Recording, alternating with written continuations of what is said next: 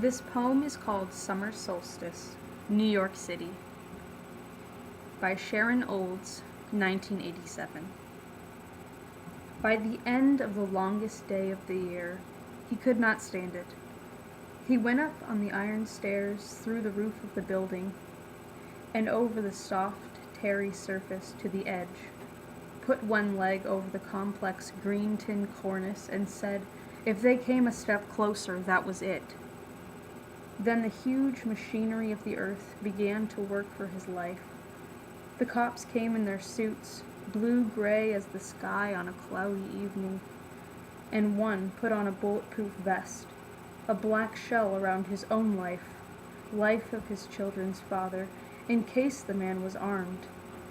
And one, slung with a rope like the sign of his bounden duty, came up out of a hole in the top of the neighboring building, like the gold hole they say is in the top of the head, and began to lurk toward the man who wanted to die.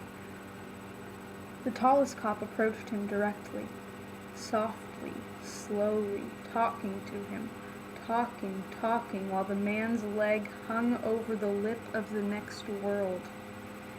And the crowd gathered in the street, silent, and the dark, hairy net with its implacable grid was unfolded near the curb and spread out and stretched as the sheet is prepared to receive at a birth. Then they all came a little closer, where he squatted next to his death, his shirt glowing its milky glow like something growing in a dish at night, in the dark, in a lab. And then everything stopped, as his body jerked and he stepped down from the parapet and went toward them, and they closed on him. I thought they were going to beat him up, as a mother whose child has been lost will scream at the child when it's found.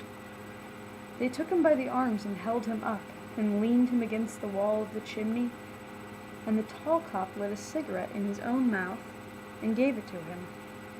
And then they all lit cigarettes, and the red glowing ends burned like tiny campfires we lit at night back at the beginning of the world.